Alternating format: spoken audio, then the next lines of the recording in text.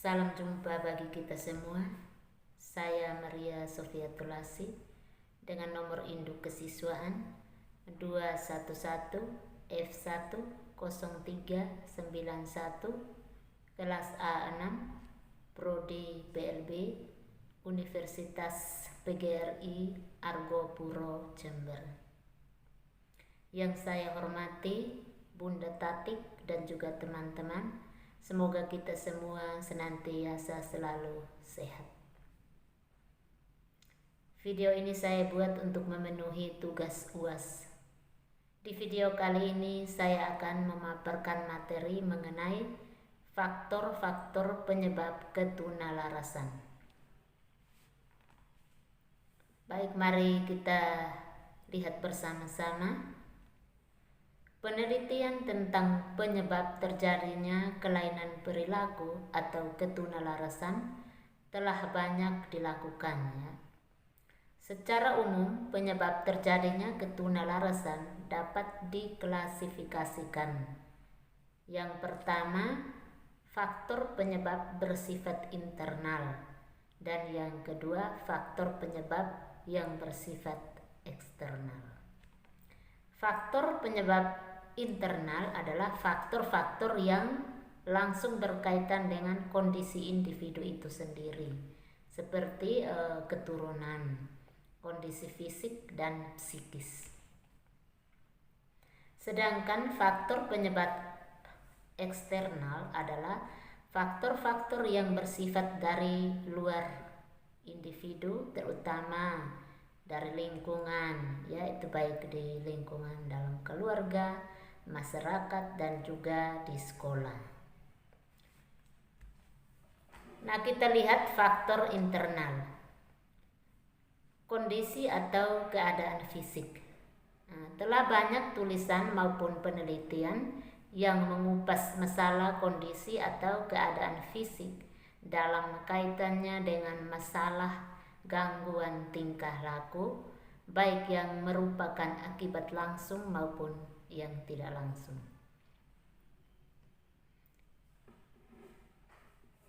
Ada sementara ahli yang meyakini bahwa disfungsi kelenjar endokrin dapat mempengaruhi timbulnya tingkah laku, atau dengan kata lain, kelenjar endokrin berpengaruh terhadap respon emosional seseorang. Bahkan dari hasil penelitian, Gunzburg menyimpulkan bahwa disfungsi kelenjar endokrin merupakan salah satu penyebab timbulnya kejahatan. Kelenjar endokrin ini mengeluarkan hormon yang mempengaruhi tenaga seseorang. Bila terus-menerus fungsinya mengalami gangguan, maka dapat berakibat terganggunya perkembangan fisik dan mental seseorang, sehingga akan berpengaruh terhadap perkembangan wataknya. Kondisi fisik ini dapat berupa kelainan atau kecacatan, baik itu tubuh maupun sensoris, yang dapat mempengaruhi perilaku seseorang. Kecacatan yang dialami seseorang mengakibatkan timbulnya keterbatasan dalam memenuhi kebutuhan, baik berupa kebutuhan fisik, biologis, maupun kebutuhan psikisnya. Nah, masalah ini menjadi kompleks dengan adanya sikap atau perlakuan negatif di lingkungan. Sebagai akibatnya, timbul perasaan rendah diri, perasaan tidak berdaya atau tidak mampu, mudah putus asa, dan merasa tidak berguna, sehingga menimbulkan kecenderungan menarik diri dari lingkungan, pergaulan, dan sebaliknya. Untuk memperlihatkan tingkah laku agresif atau bahkan memanfaatkan kelainannya untuk menarik belas kasih lingkungan.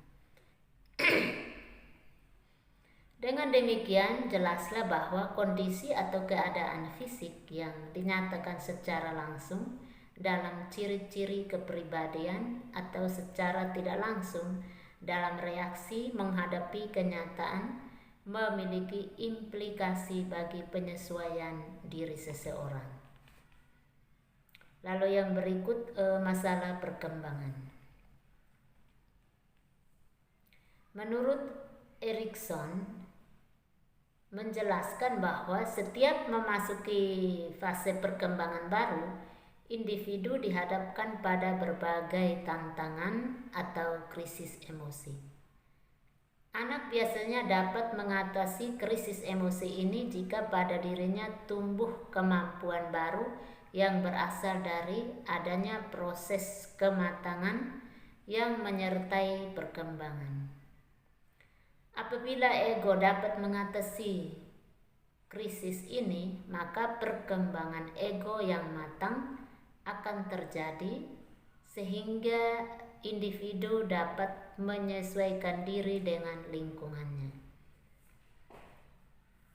Sebaliknya, apabila individu itu tidak berhasil menyelesaikan masalah tersebut, maka akan menimbulkan gangguan emosi dan tingkah laku.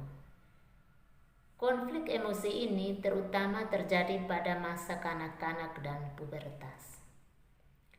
Adapun ciri-ciri yang menonjol pada masa kritis ini adalah sikap menentang dan keras kepala, yang kecenderungannya itu disebabkan oleh karena anak yang sedang menemukan keakuannya, ya. Anak jadi merasa tidak puas dengan otoritas lingkungan sehingga timbul gejolak emosi yang meledak-ledak, misalnya marah-marah, menentang, memberontak, dan keras kepala. Lalu yang berikut keturunan. Model konseptual dalam pendekatan biologi memandang bahwa apa yang dimiliki anak berkaitan dengan faktor genetik. Faktor genetik memberikan kontribusi terhadap kondisi, ya. Walaupun demikian, untuk gangguan perilaku dalam kategori sedang dan berat secara fisik tetap masih dalam misteri. Contoh anak autis, ya. Anak autis adalah bentuk kekacauan neurologis, ya. Terapi penyebab kelainan neurologis tersebut tidak dapat diketahui. Salah satu hasil penelitian spektakuler di bidang biologi tentang rekayasa genetika telah dibuat Mendel, ya. Hasil penelitian tersebut ditemukan bahwa keturunan mempunyai peranan kuat dalam melahirkan generasi berikutnya. Implementasi teori tersebut dalam identifikasi ketunalarasan bahwa keturunan memberikan banyak bukti bayi yang dilahirkan dalam keadaan abnormal berasal dari keturunan yang abnormal pula. Keabnormalan perilaku menyimpang yang dilakukan oleh orang tuanya memberikan kontribusi ketunalarasan kepada generasi berikutnya. Beberapa perilaku menyimpang tersebut diantaranya kawin sedara, seks maniak, alkoholisme, kleptomania, gangguan kepribadian, dan lain-lain. Lalu yang berikut faktor psikologis. Meyer dalam penelitiannya menghubungkan antara variabel frustasi dengan perilaku abnormal, memperoleh kesimpulan bahwa seorang yang mengalami kesulitan memecahkan persoalan akan menimbulkan perasaan frustasi. Akibat frustasi tersebut akan timbul suatu konflik kejiwaan. Bagi individu yang memiliki stabilitas kepribadian yang baik, ya, konflik psikologis tersebut dapat diselesaikan dengan baik. Namun, bagi mereka yang memiliki kepribadian neurotik, konflik tersebut tidak dapat diselesaikan dengan baik. Akibatnya timbul suatu perilaku menyimpang, ya. Perilaku-perilaku tersebut diantaranya suka memberontak, mencela, memukul, dan merusak.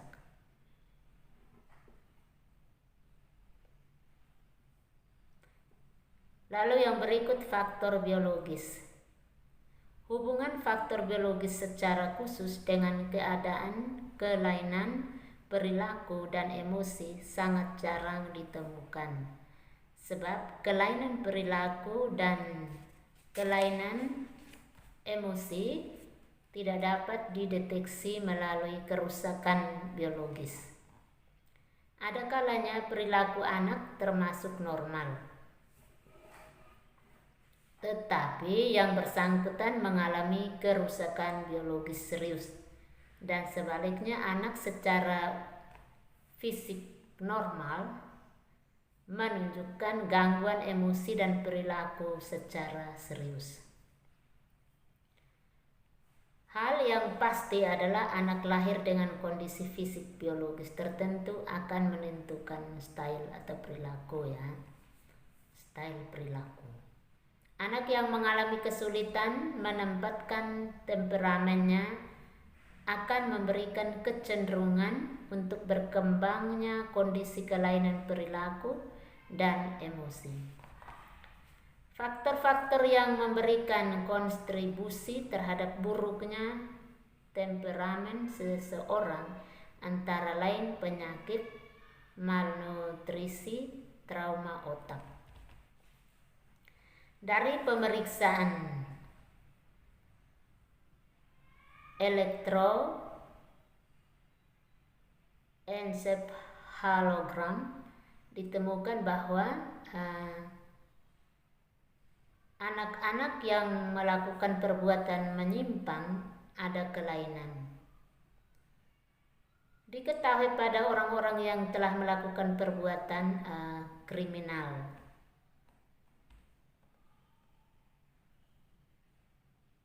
Kelainan hasil EEG tersebut merupakan indikasi jika salah satu bagian otak mengalami kerusakan. Secara fisiologis, fungsi otak tersebut menjadi kurang atau tidak sempurna. Selain itu juga kelainan pada kelenjar, ya. Ini menyebabkan anak sukar menyesuaikan diri dan mengalami gangguan emosi. Lalu yang berikut faktor eksternal.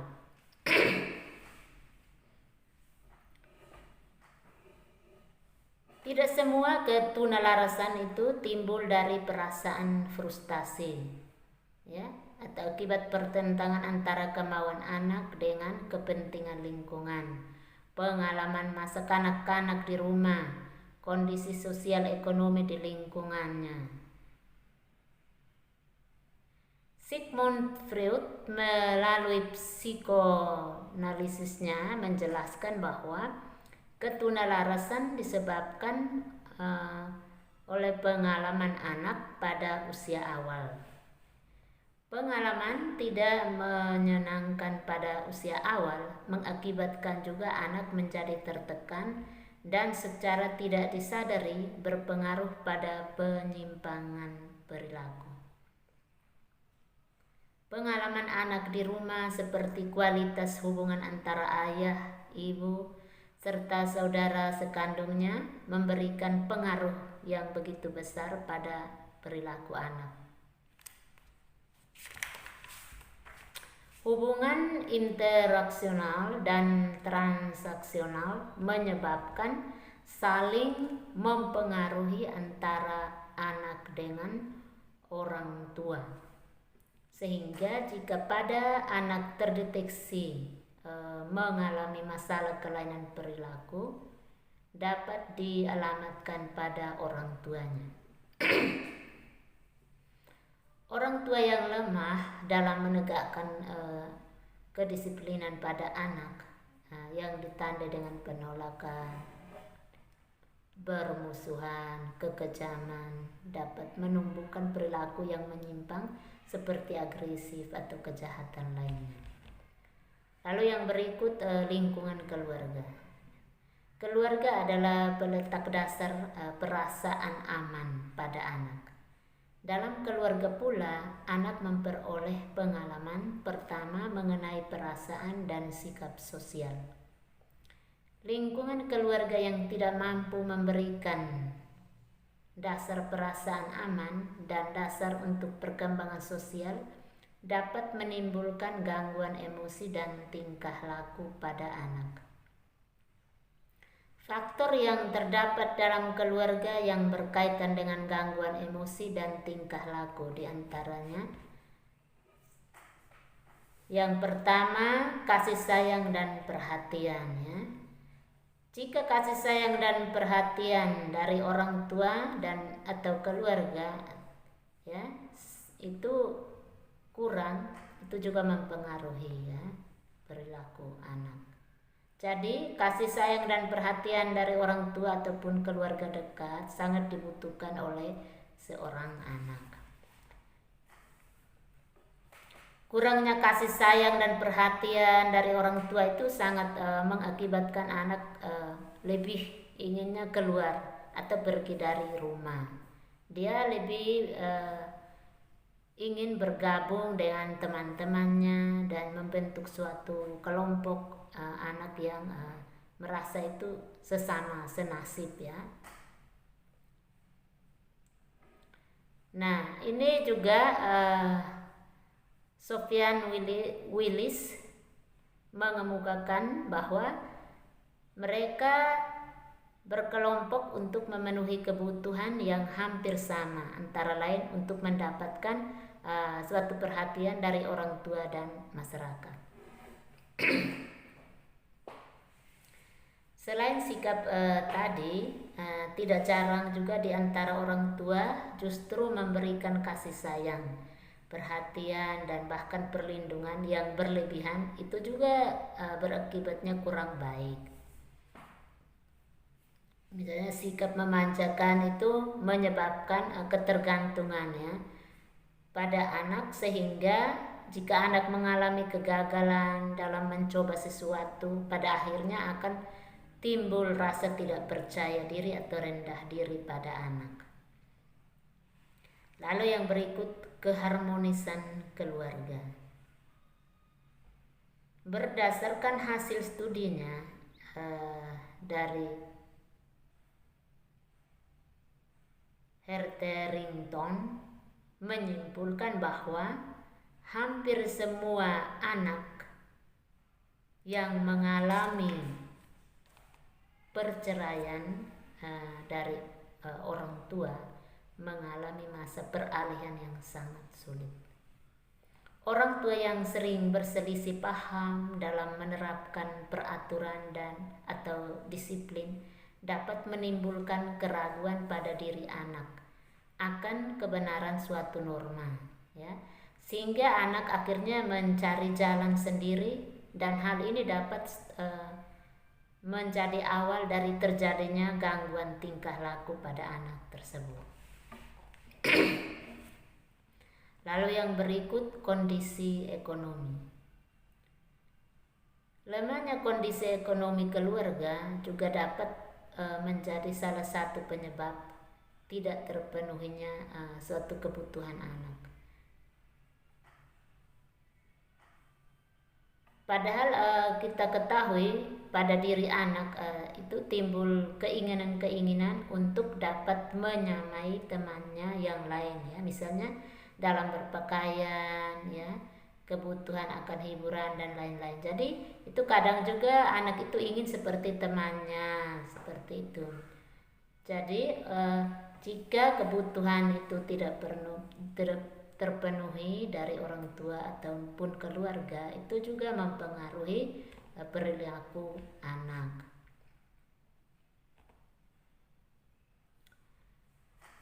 Nah, kondisi-kondisi seperti kemiskinan atau pengangguran secara relatif dapat melengkapi rangsangan-rangsangan untuk melakukan pencurian, penipuan, dan perilaku menyimpang lainnya, ya. Lalu yang berikut, lingkungan sekolah. Di sekolah juga merupakan tempat pendidikan yang kedua bagi anak setelah dari keluarga ya.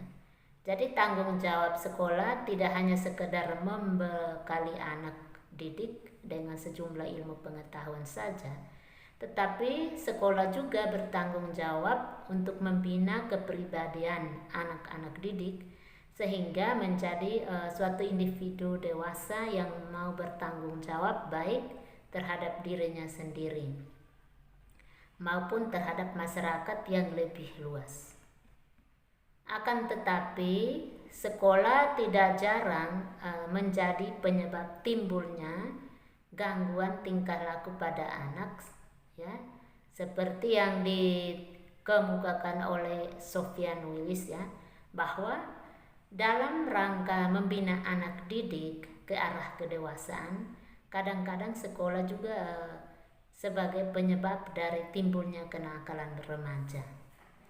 Timbulnya gangguan tingkah laku yang disebabkan lingkungan sekolah antara lain karena disebabkan dari guru ya sebagai tenaga pelaksana pendidikan fasilitas penunjang yang dibutuhkan anak didik.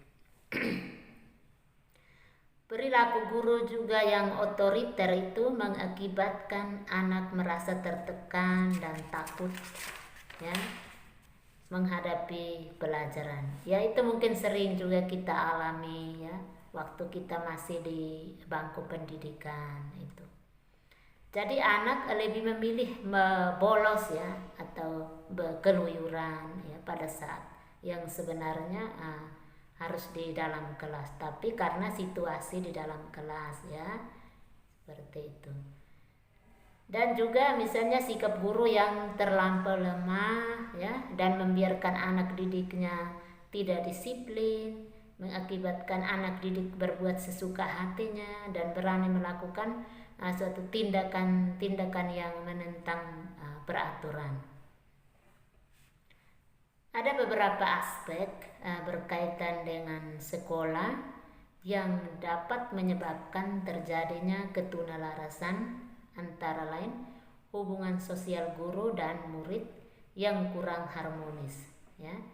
Jadi tuntutan kurikulum yang tidak sesuai dengan tingkat perkembangan anak, maka hubungan antara teman sebaya juga kurang baik. Kurang perhatian guru tentang hal-hal yang bersifat positif dan konstruktif. Kurangnya sarana dan prasarana pengembangan kreativitas, aktivitas.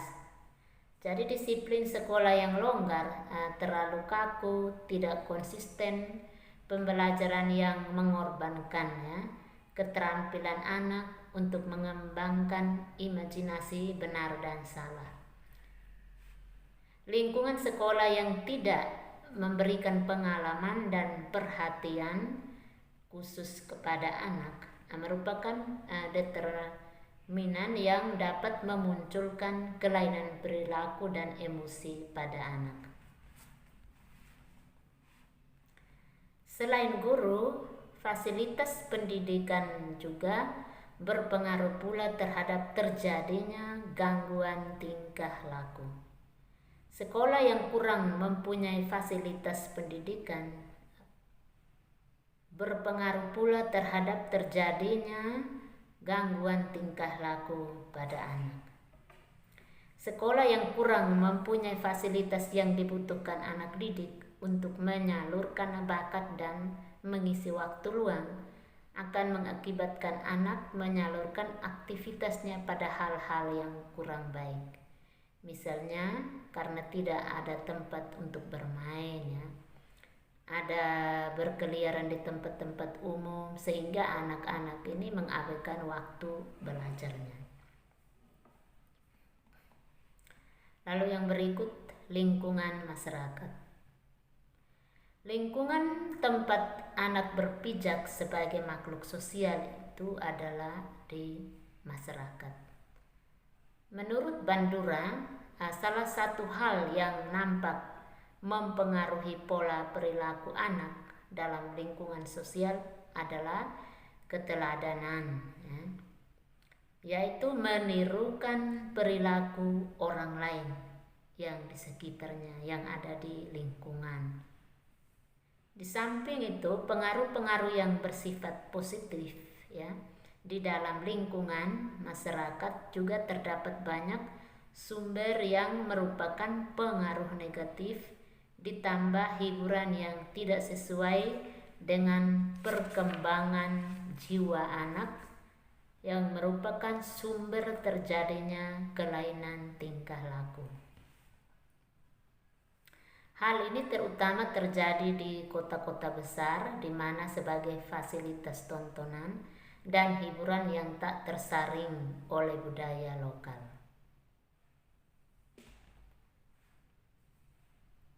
Ekspresi lain dari kondisi lingkungan masyarakat sekitar yang berpengaruh terhadap kelainan perilaku anak tunalaras, ya, di antaranya di daerah yang terlalu padat, ya, angka kejahatannya tinggi, ya, kurangnya fasilitas hiburan atau rekreasi, tidak ada aktivitas yang terorganisasi, ya, kurangnya pengajaran agama oleh masyarakat, pengaruh misalnya film porno, ya, atau bacaan-bacaan porno, ya. Jadi ini pengaruh penyalahgunaan obat-obatan juga, obat-obat terlarang, ya, dan juga minuman keras. Itu sangat mempengaruhi perilaku anak.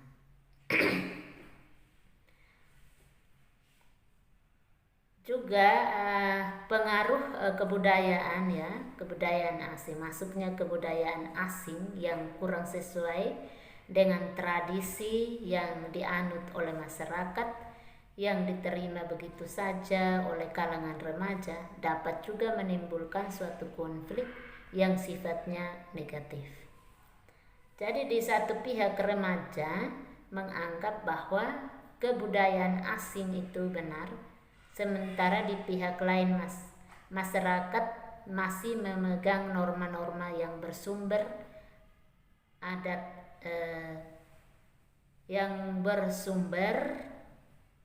pada adat, ya,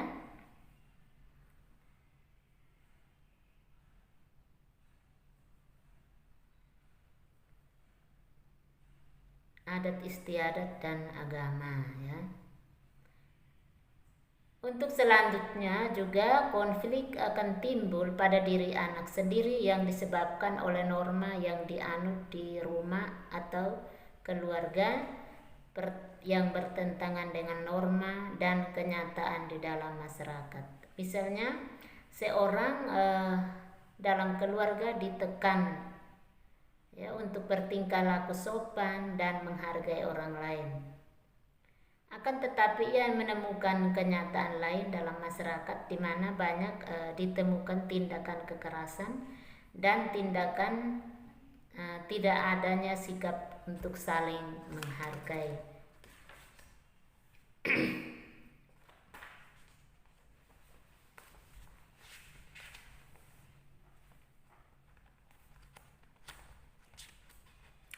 Anak tunalaras itu juga memiliki tingkah laku yang menyimpang karena pergaulan yang mempengaruhi. Misalnya bergaul dengan teman-teman yang jahat, yang suka mencuri, yang suka berbuat jahat, ya, yang suka melakukan hal-hal yang kurang baik, ya. Jadi itu yang saya katakan tadi, memang keadaan lingkungan atau masyarakat itu sangat mempengaruhi bentuknya tingkah laku anak itu, ya. Jadi misalnya walaupun dia dari keluarga yang mungkin dari awal dibina, dididik dengan baik, tapi suatu saat dia mungkin pergi untuk studi, ya, studi di tempat lain, di kota yang di sana kondisi atau keadaan yang tidak mendukung, ya, menemukan teman-teman yang memang melakukan hal-hal yang kurang baik, itu juga sangat mempengaruhi perilaku anak itu, ya. Jadi itu mengenai anak tunalaras atau faktor-faktor yang mempengaruhi, ya, mempengaruhi anak-anak tunalaras. Baik, kurang lebihnya ini yang saya sampaikan. Mungkin masih banyak kekurangan, saya mohon dimaklumi. Sekian dan terima kasih.